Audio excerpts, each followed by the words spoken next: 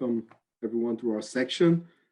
We're talking about how to activate clay to help achieve CO2 emissions. And one of the targets of the presentation is to actually tell people how easy it can be and the variety of options we have available for such. So a little bit about the topics. We have FCT, a short presentation of the company, the reduction of CO2 with green cement, options, and a case study. So starting with FCT, the company is a company established in 1985. We have a very large experience in cement, lime, and minerals. We've been around for and have over 1,000 references in different industries, and we have offices in Brazil, United States, and Austria and Australia. So we can cover pretty much all the world according to your demands. So FCT has three branches, one being the flames. FCT Flames is take care of torches and fire processing for sport events. That's a very interesting job. We have AC Tech. I believe you have received information from this earlier today. And we have the FCT Combustion, which is the main branch of the company. We take care of industrial application for combustion. So we can be anywhere in your cement plant, from quarry to lorry. Basically, coal we can do with a flash calciner, rotary kilns, and calciners, and burners, BMSs, dryers, and hot gas generators. So there's a lot of areas we can cover in the plant.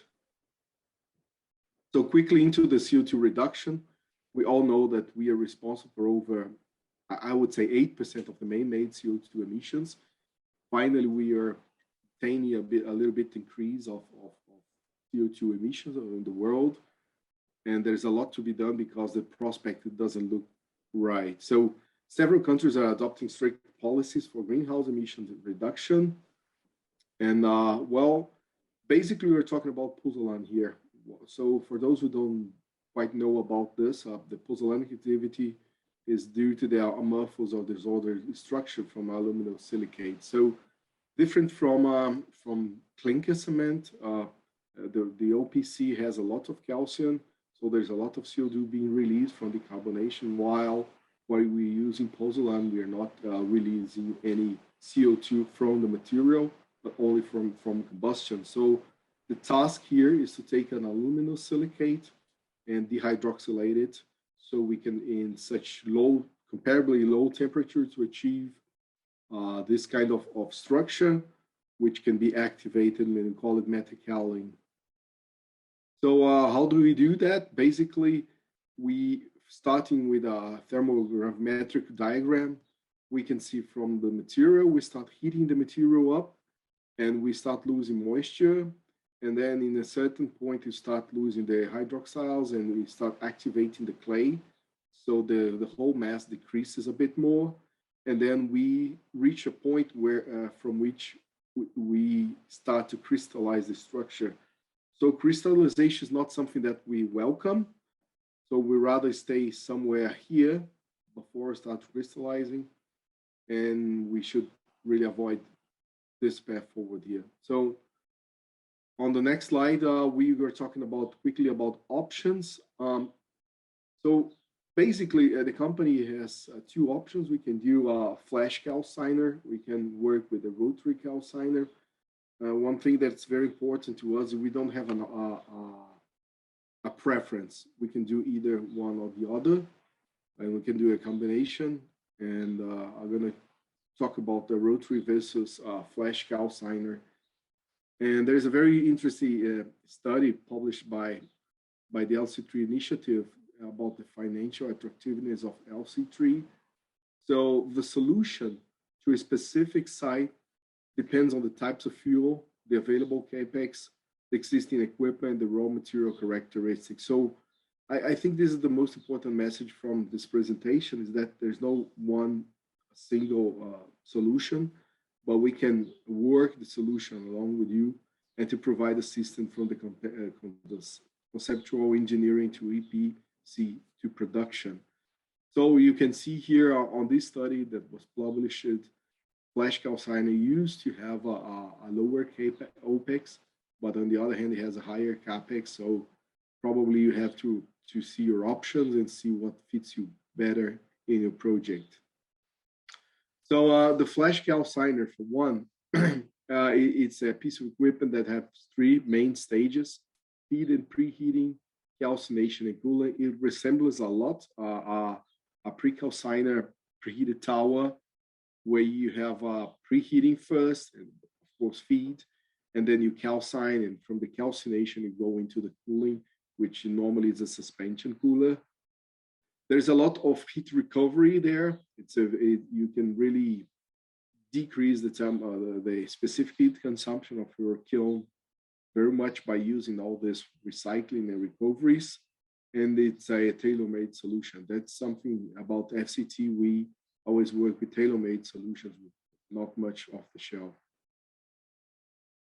So still on the flash calciner, we don't apply refractory all over the place. So only applying in the combustion chamber, riser, and calciner cyclone. So it allows for a quick heat up. When we start a kiln from a cold start, we can take 24 to 36 hours to run it. In the case of the flash calciner, it can be done in 2 to 4 hours, the whole heat up. As we have seen during the whole story of cement production, a preheater, a suspension tower, there's no moving parts, so there's very little on maintenance, a very light structure, a very reliable installation. Apart from that, we can achieve a very precise temperature control, preventing melting, agglomeration of the clay, as we call it, the crystallization. So we can lead to a production of very high specific surface and very reactive pozzolan with the flash calciner. So while we do flash, for the activity, we can get with a pozzolanic of such processing. The calcine, the product doesn't need to be ground. Again, we can simply send it over to the cement grinding separator. We talked about the quick start and easy operation. Actually, it's only a 1 PID you can use for controlling the system. A lower fuel consumption compared to the rotary calciner, a lower maintenance cost, and overall we have a faster ROI. Of course, depending if you don't have or have any existing equipment. So this is the standard capacities of the kilns. We're talking about anything from 125 to 1,000 tons a day. And these are actual operating plant with flash calcination. Well, we have to take care of drying the material prior to sending it to the flash calciner. So there are plenty of options like the rapid dryer, the vertical roller mill, or the rotary dryer. This is our supply, all the three of them. And specifically in the case of the vertical roller mill, we can remove the sand via a screw on the bottom of the separator. So it can make the product even more reactive as we are removing inert material such as sand. On the hot gas generation, we can use either a liquid, gaseous, pulverized solid fuels, fluidized bed. And the good thing about the fluidized bed, you don't have to prepare the material. You can just grab the coarse coal and immediately send it to the fluidized bed. And you can also use alternative fuels as a source of heat attached to the tower. So enough of the flash calciner for now. The rotary calciner, you can use an existing equipment and you can convert it to the calcine clay. You can use a new one. Thing about this is that you have an equipment where the drying and calcination happens in a single equipment. So normally about half of the equipment is for drying and then calcination. And you can use a burner or a combustion chamber. I think it's important to notice here that burners normally do behave badly at such low temperatures. So we have to have a very precise control of the combustion to keep the ignition going. So there is the main topic about the rotary kilns on calcined clay at very low temperatures and burning zone. So this is just a picture of one of the equipment we have put together. And then we go into the case study. So the idea here is to present you two cases where people wanted to go with into calcined clay, one for a rotary kiln and the other one with a flash calciner. The important thing is to establish the main parameters or what you're willing to achieve. So let's take case one. You have an existing preheated kiln, such as a planetary cooler. You have a 4-stage preheated kiln, 4.1 per 60-meter long. It's been working with 1,000 tons a day of clinker, coal-fired, and you have an existing clay with a 11% LOI, 20% moisture, kaolinite, low ion, and coarse. So this is the premises for this case study. And the questions are, what will be the capacity for calcined clay? And can we use this kiln swinging from clinker to clay and then back to clinker? Actually, what's the meaning of having these figures here? We're going to go through this now. So we started from 1,000 tons a day of clinker. How far can we go, or how high can be the production on the calcined clay? And if we can swing this kiln from clinker to clay. So let's split this into case 1A and 1B. 1A being the existing preheated kiln, but only to produce a dedicated production of pozzolan. So what would be the rationale? Okay, I can do whatever I want to change this kiln to calcined clay. And actually I'm gonna use some lifters so I can increase the drying capacity and then bottleneck the kiln for high moisture feed. So I will rip out probably a third of the refractory in the first part of the kiln and replace it by metallic lifters. And the other thing about this that we have coarse material. So that's nice because when you're using coarse material, you have lower dust recirculation, so you have less problem with the combustion, and you have a better operation. So nice. Let's go ahead and put some lifters on. So the modification will be the lifters. Of course, we have to have something to de-agglomerate the clay. Of course, we have to have a raw clay transport system. And we really have to go through a thorough analysis of the combustion system. So these are the main tasks for a kiln dedicated for calcined clay, a rotary kiln. So the outcomes of this study were that this kiln would be able to operate 1,050 tons a day. Remember, it was 1,000 tons a day clinker kiln. The heat consumption would be 570. From the length of the kiln, pretty much half of it will be for drying, the other half will be for calcination. And we boosted the drying capacity by using lifters. So we have higher pozzolan capacity, but no swing possible and higher investment because we're investing on the lifters. Of course, we cannot swing back to clinker without putting the refractory back on the first part of the kiln. And then we go to 1B, the same kiln, but now I want to swing from clinker to pozzolan. So in this case, we should not use the lifters. So we will expect to have a decreased capacity. So we're going to have a longer drying section. So with the swing kiln, forget about the lifters, all the rest is stand. And in this case, instead of producing 1,050, we're going to produce 750.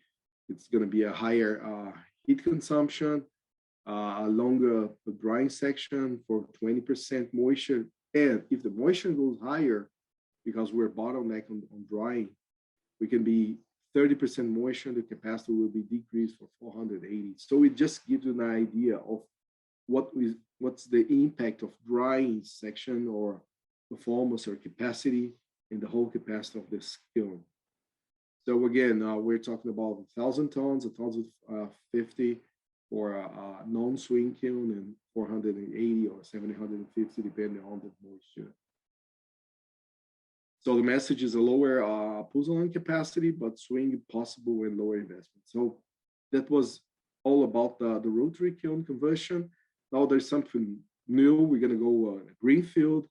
We're going to be energy efficient. We want to control the color, because in the other one you saw very low iron content, so there was no really a worry about color control.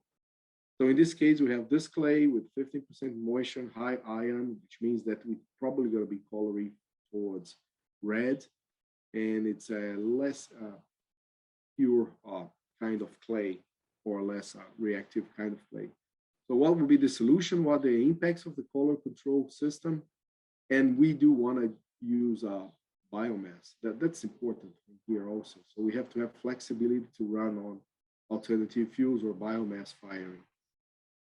So the rationale here is it was said also that the footprint constraints and strict temperature control, because we have a relatively poor kind of clay.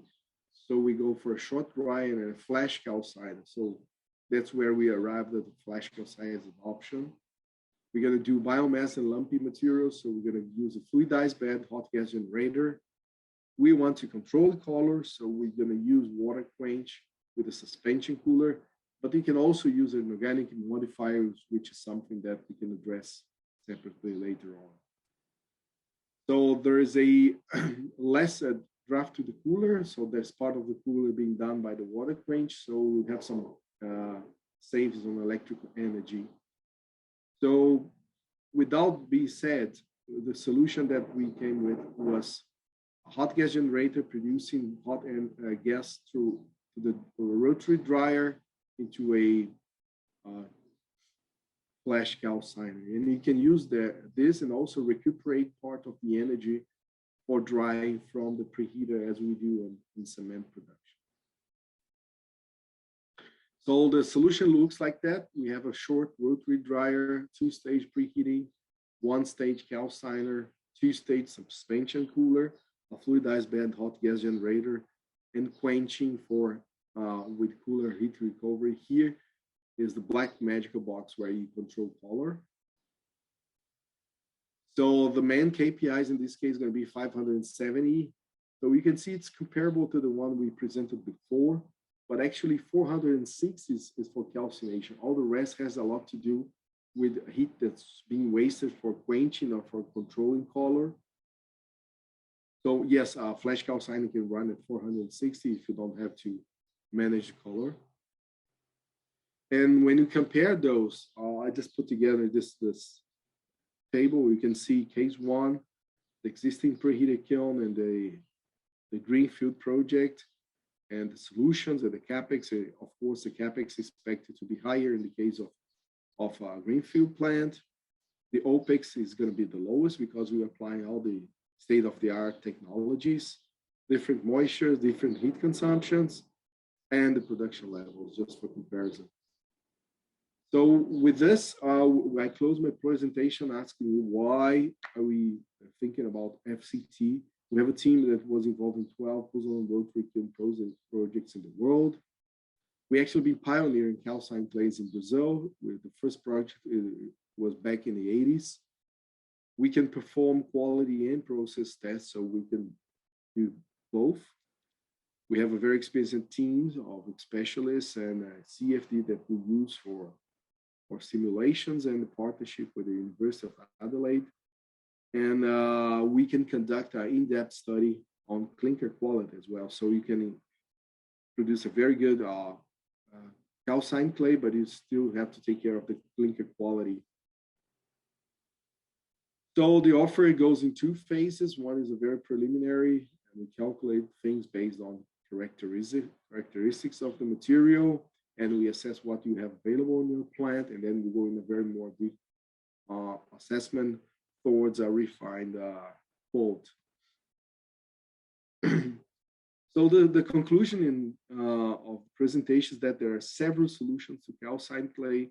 You have to trade off and conduct those studies to have a better understanding what will be best for you, and selecting the most appropriate method and deliver the best solutions is the task we are looking at.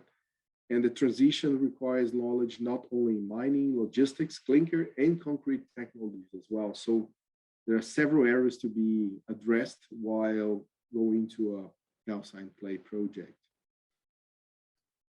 With this, I thank you for your time and interest, and for any questions, please, we're going to be available here during the